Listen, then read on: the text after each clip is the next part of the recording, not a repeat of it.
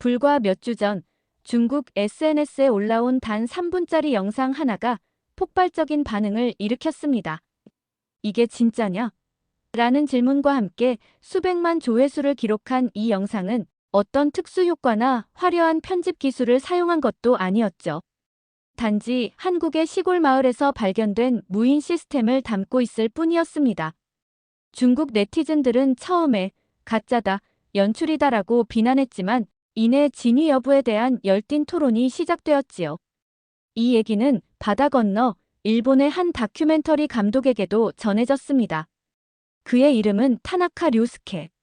한일 관계를 다룬 다수의 다큐멘터리를 제작해온 베테랑 감독이었죠.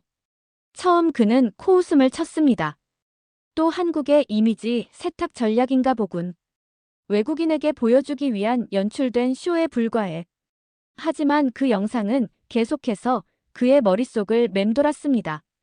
그는 직접 확인하기로 결심했지요. 한국의 실체를 밝히기 위한 여정이 시작되었습니다. 여러분은 지금부터 한 일본인 감독이 마주한 놀라운 현실과 그 여정 속에서 무너져 내린 편견의 순간들을 함께 지켜보게 될 것입니다. 이 이야기는 사람이 없는 공간이 오히려 그 사회의 진정한 모습을 보여줄 수 있다는 역설적인 진실에 관한 이야기입니다. 영상 시작 전 1초 만에 누를 수 있는 좋아요와 구독 부탁드립니다. 자, 이제 시작하겠습니다. 그의 이름은 타나카 류스케입니다. 도쿄 출신의 다큐멘터리 감독이지요. 와세다 대학 미디어학과를 졸업하고 NHK에서 10년간 경력을 쌓은 뒤 자신의 프로덕션을 설립한 45세의 베테랑 감독이었어요. 특히 역사의 그늘 시리즈는 일본 다큐멘터리 대상을 수상하며 그의 명성을 확고히 했죠. 나는 객관적인 시선으로 역사와 현실을 기록한다고 늘 자부해왔소. 그런데 그 영상을 보고 의문이 들었습니다. 과연 그게 진짜일까? 한국의 실제 모습일까?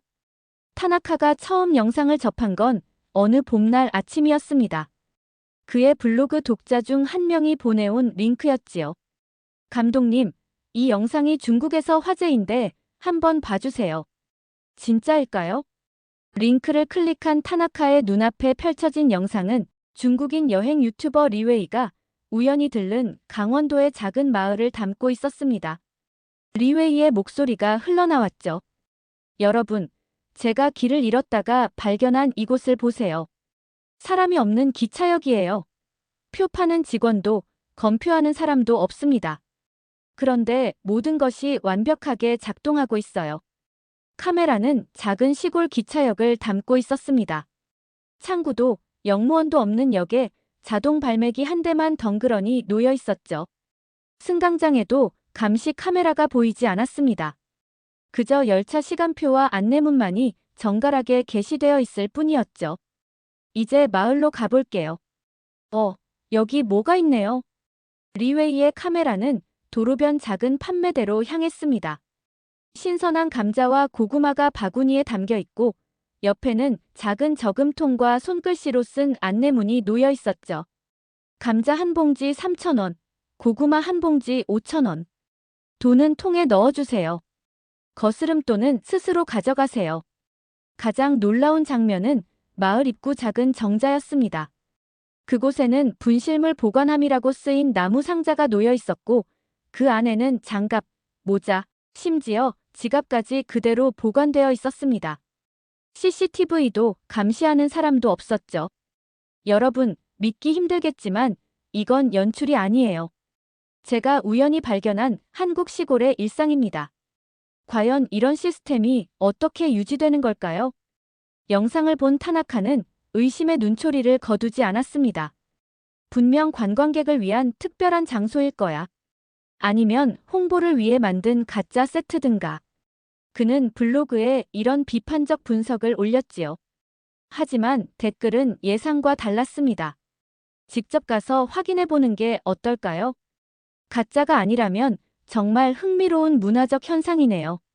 타나카 감독님이라면 진실을 밝혀주실 수 있을 거예요. 댓글들 사이에서 그의 호기심이 자극되었습니다. 마침 NHK 편집장 시바타가 한국 특집 다큐멘터리를 제안했을 때 타나카는 즉시 이 주제를 떠올렸죠. 한국 농촌의 무인 시스템에 대한 다큐멘터리를 만들고 싶습니다. 그 시스템이 얼마나 연출된 것인지 아니면 실제로 작동하는 것인지 파헤쳐 보고 싶네요. 시바타의 눈이 반짝였습니다. 좋은 주제군요. 한국의 이미지 마케팅 뒤에 숨겨진 진실을 파헤치는 거죠. 무인 시스템의 실체 한국의 이미지 조작 전략이라는 제목은 어떨까요? 타나카는 무겁게 고개를 끄덕였습니다. 하지만 그의 마음 한구석에서는 다른 생각이 스쳐 지나갔어요. 만약 그게 진짜라면 그는 이 의문을 확인하기 위해 한국행 비행기에 몸을 실었습니다. 인천공항에 도착한 타나카는 렌터카를 빌려 곧바로 강원도로 향했어요. 그의 목적지는 영상에 등장했던 그 무인역이었죠. 카메라맨 겸 통역사인 스즈키가 동행했습니다. 스즈키는 제1교포 3세로 양국의 언어와 문화에 모두 능통했어요. 정말 기대되네요. 스즈키가 말했습니다. 한국 시골은 처음이에요. 할머니가 항상 고향 이야기를 해주셨는데 직접 보게 되다니 감회가 새롭네요. 별거 없을 겁니다. 타나카가 무덤덤하게 대답했죠. 아마 촬영을 위해 특별히 준비된 장소일 테니까요. 4시간의 운전 끝에 그들은 작은 시골 마을에 도착했습니다. 안개가 자욱한 이른 아침, 기차역은 고요함 속에 잠겨 있었죠. 타나카는 조심스럽게 역사 건물로 들어갔어요. 영상 그대로였습니다. 역무원은 없었고 자동 발매기 한 대만 덩그러니 서 있었어요. 승강장에도 사람의 기척은 없었습니다. 이게 다예요? 타나카가 의아해하며 주변을 살폈습니다. CCTV는 어디 있지? 아무것도 없는 것 같은데요. 스즈키가 천장을 가리키며 말했습니다. 감시 카메라가 보이지 않아요. 타나카는 미심쩍은 눈초리로 승강장을 거닐었습니다. 그때 저 멀리서 기차 소리가 들려왔어요. 작은 기차 한 대가 승강장에 서서히 진입했고 문이 열렸습니다. 놀랍게도 기차에서 내린 승객들은 아무런 검표 과정 없이 그냥 역을 빠져나갔어요. 이건 영상 그대로네요. 스즈키가 놀란 목소리로 말했습니다. 타나카는 직접 자동 발매기에서 표를 구매해보기로 했어요. 간단한 터치 몇 번으로 표가 발급되었고 그는 다음 기차에 탑승했습니다. 아무도 표를 확인하지 않았습니다. 한 정거장을 다녀온 그는 더욱 혼란스러웠어요. 이게 연출이라면 너무 대규모잖아요. 열차까지 동원한 거니까. 그들은 마을로 향했습니다. 영상에서 본 그 농산물 판매대를 찾아 나섰죠. 얼마 지나지 않아 도로변에 작은 판매대가 보였습니다. 싱싱한 감자와 양파, 계절 과일들이 바구니에 담겨 있었고 손글씨로 쓴 가격표와 작은 저금통이 놓여 있었죠. 타나카는 카메라를 들고 주변을 살폈습니다. 사람의 기척은 없었어요. 그는 감자 한 봉지를 집어들고 5,000원을 저금통에 넣었습니다. 그리고 기다렸죠. 혹시 누가 지켜보고 있지는 않을까 하고요. 하지만 아무 일도 일어나지 않았습니다. 이게 말이 돼요? 타나카가 중얼거렸어요. 아무도 지키지 않는데 사람들이 정말 돈을 내고 가는 걸까요? 답을 찾기 위해 그들은 근처 찻집에 들어갔습니다. 스즈키가 앞장서고 타나카는 약간 긴장된 표정으로 뒤따랐습니다. 일본인이라는 것이 알려지면 불편한 상황이 생길지도 모른다는 걱정이 엿보였죠. 찻집에서 만난 노인에게 스즈키가 조심스럽게 물었습니다. 저기 길가의 판매대는 누가 운영하는 건가요? 혹시 돈을 안 내고 가져가는 사람은 없나요? 노인은 잠시 이방인들을 살펴보더니 스즈키의 어색한 한국어 억양과 타나카의 모습을 보고 일본인임을 눈치챈 듯 했습니다. 그는 표정이 약간 굳어졌지만 곧 미소를 지으며 대답했습니다. 박신의 밭에서 나온 농산물이지. 스즈키가 이를 타나카에게 일본어로 통역하자 노인은 더 큰 목소리로 계속 말을 이었습니다. 30년 넘게 저렇게 팔고 있어. 어이 젊은이. 이 일본분에게 말해주게. 가끔 규칙을 모르는 관광객들이 그냥 가져가기도 하지만 대부분은 정직하게 돈을 내고 간다고. 우리 마을에서는 그게 당연한 일이니까. 노인의 직설적인 태도에 타나카는 잠시 당황했지만 적대감보다는 솔직함이 느껴졌습니다. 그는 고개를 숙여 예의를 표했고 노인도 부드러운 표정으로 고개를 끄덕였습니다. 타나카는 여전히 의심을 거두지 못했어요. 이건 분명 뭔가 있을 거야. 한국 사람들이 이렇게 정직할 리가 없어. 그래서 그는 실험을 해보기로 했죠.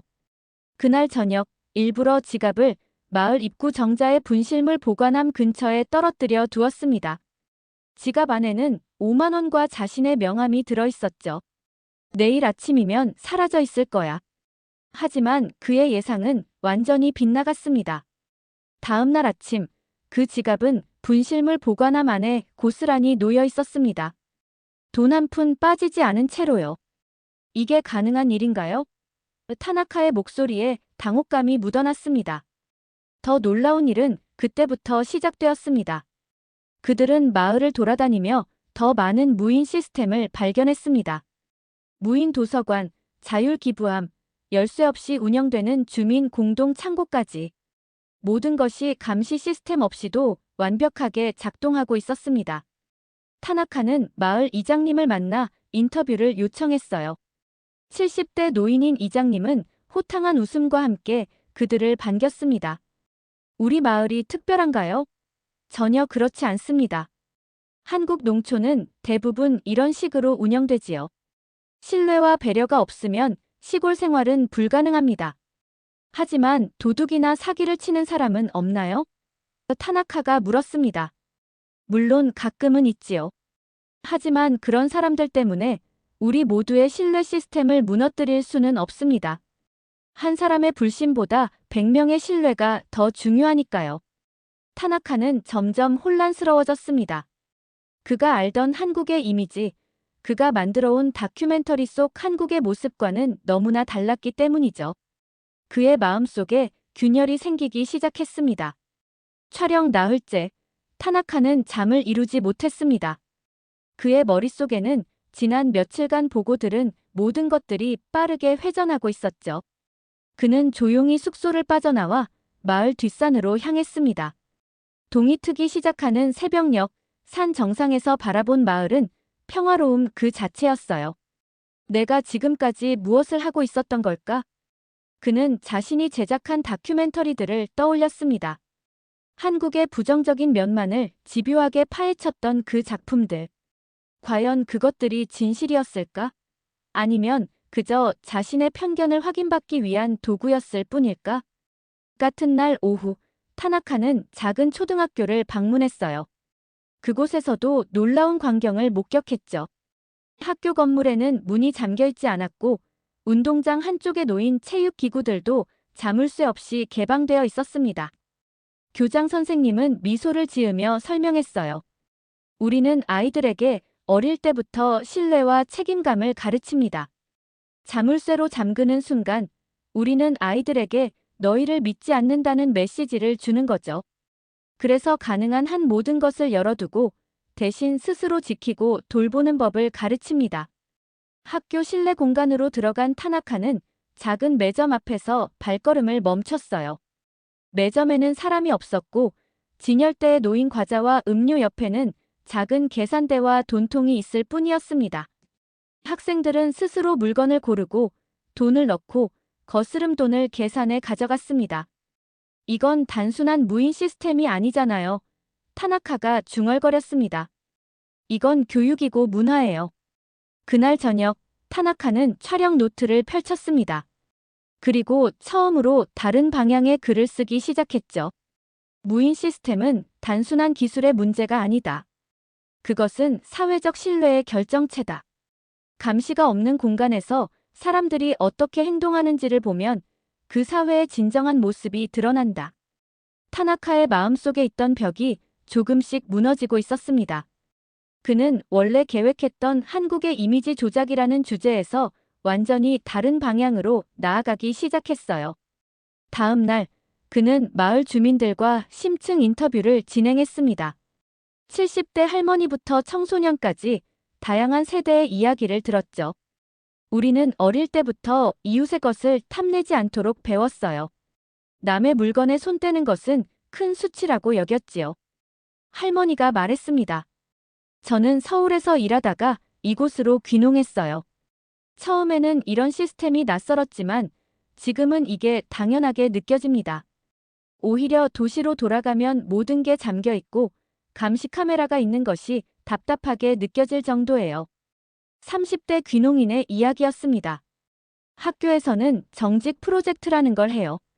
일부러 돈이나 물건을 떨어뜨려 두고 누가 주워서 선생님께 가져오는지 기록하는 거예요. 학년 전체가 참여해서 한 학기 동안 100% 반환율을 달성하면 특별 이벤트가 열려요. 중학생의 눈이 반짝였습니다. 인터뷰를 마치고 숙소로 돌아오는 길, 타나카는 문득 깨달았습니다. 그가 촬영하고 있는 것은 단순한 무인 시스템이 아니라 세대를 넘어 이어지는 하나의 문화였던 거죠. 갑작스레 그는 자신의 선입견에 대한 부끄러움과 새로운 발견에 대한 경이로움이 뒤섞인 감정을 느꼈습니다. 처음으로 그는 자신이 가졌던 확신에 의문을 품기 시작했어요. 서울로 돌아온 타나카는 호텔방에 틀어박혀 모든 촬영 영상을 다시 보았습니다. 그의 눈에는 이제 다른 세상이 보였어요. 사람이 없는 공간에서 오히려 더 선명하게 보이는 인간성. 감시 없이도 유지되는 질서. 강제 없이도 지켜지는 규칙들. 나는 이제껏 무엇을 보려고 했던 걸까? 그는 자문했습니다. 그리고 타나카는 결심했어요. 원래 기획과는 완전히 다른 다큐멘터리를 만들기로 한 것이죠. 제목도 바꿨습니다. 비어있는 공간 속 진심, 무인이 말해주는 한국 사회. 일본으로 돌아온 그는 즉시 편집 작업에 착수했어요. 하지만 NHK 측의 반응은 싸늘했죠. 타나카 씨, 이건 우리가 의뢰한 내용과 전혀 다릅니다. 너무 한국 편향적이에요. 시바타 편집장이 찌푸린 표정으로 말했습니다. 이건 편향이 아닙니다. 제가 직접 본 진실이에요. 타나카가 단호하게 대답했습니다. 하지만 시청자들은 이런 내용을 원하지 않아요. 그들은 한국의 문제점, 모순을 보고 싶어 합니다. 좀 더 균형 있게 만들 수 없을까요? 타나카는 고개를 저었습니다. 균형이라고요?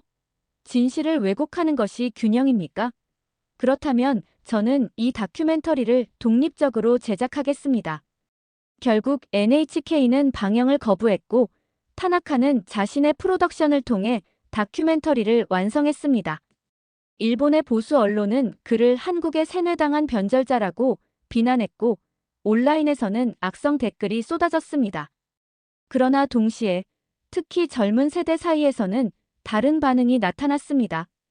SNS를 통해 퍼진 예고편은 수십만 조회수를 기록했고 도쿄와 오사카의 독립영화관에서 진행된 상영회는 전석 매진을 기록했습니다.